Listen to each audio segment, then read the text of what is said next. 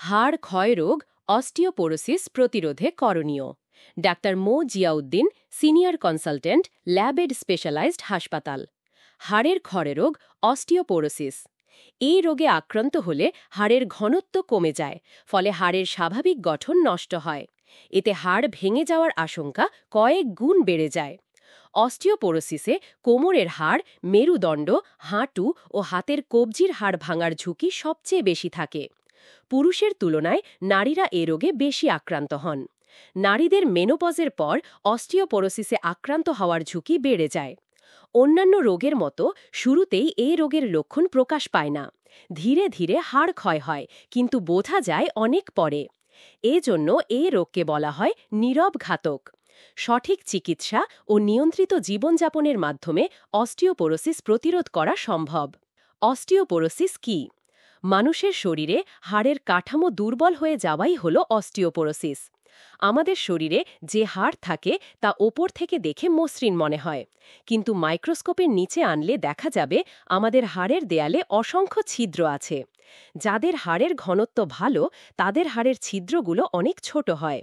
কিন্তু বয়স বৃদ্ধির সঙ্গে সঙ্গে ক্যালসিয়াম, ভিটামিন ডি ও হরমোনের ঘাটতিজনিত নানা সমস্যায় হাড়ের ঘনত্ব কমে হাড় পাতলা হয়ে যায় এবং হাড়ের ছিদ্রগুলো বড় হতে শুরু করে।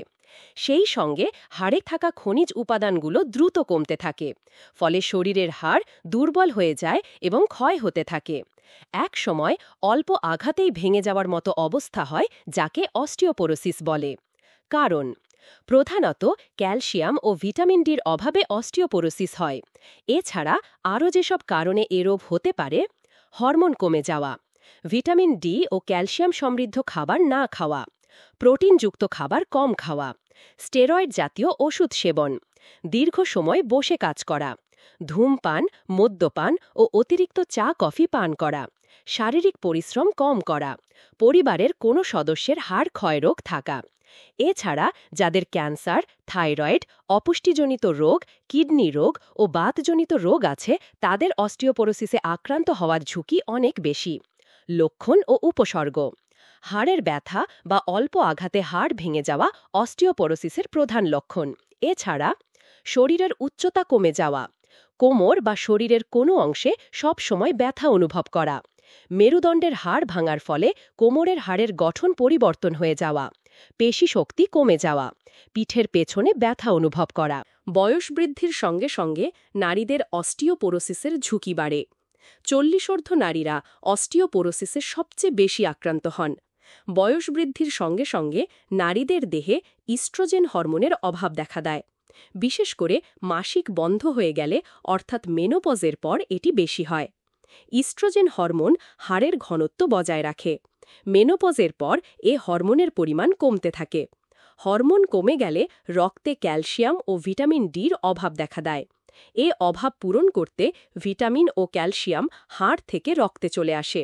ফলে শরীরে এই দুটি উপাদানের ভারসাম্য নষ্ট হয়। ক্যালসিয়াম ও ভিটামিন ডির অভাবে হাড় ভঙ্গুর হয়ে যায়, শুরু হয় হাড় ক্ষয়।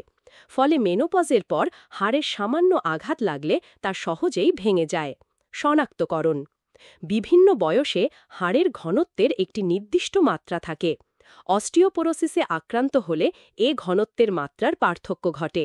সাধারণত কোমর ও মেরুদণ্ডের হাড়ের ঘনত্ব ডিক স্ক্যানের মাধ্যমে পরীক্ষা করা হয় এবং তা থেকে হাড় ভাঙার ঝুঁকি নির্ণয় ও সঠিক চিকিৎসা ব্যবস্থা নির্ধারণ করা হয়। এছাড়া হাড় ভাঙার আগেই সঠিক সময়ে অস্টিওপোরোসিস শনাক্ত করার জন্য বোন মিনারেল ডেনসিটি পরীক্ষা করা হয়।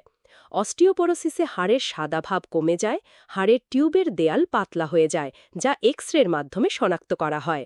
চিকিৎসা: অস্টিওপোরোসিসের চিকিৎসার প্রধান উদ্দেশ্য হল হাড় ভাঙার ঝুঁকি কমানো। এক্ষেত্রে ডিক স্ক্যানে অস্টিওপোরোসিস শনাক্ত হলে অস্টিওপোরোটিক ড্রাগ দেয়া হয় রোগীকে।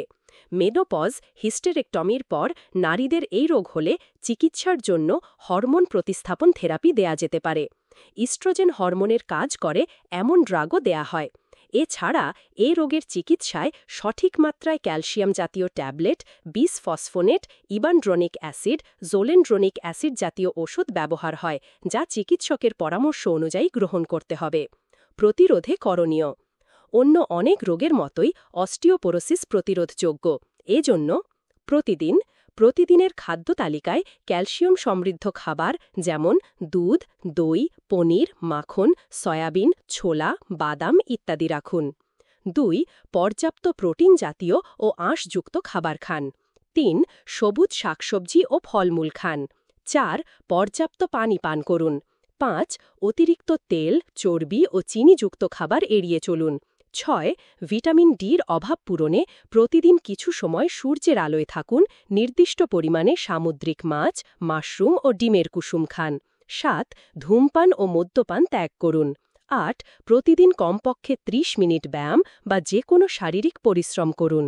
গ্রন্থনা অধ্যক্ষ মহসিন আলী, আঙ্গুর, সম্পাদক ও প্রকাশক, মুজিবনগর খবর.com, মেহেরপুর।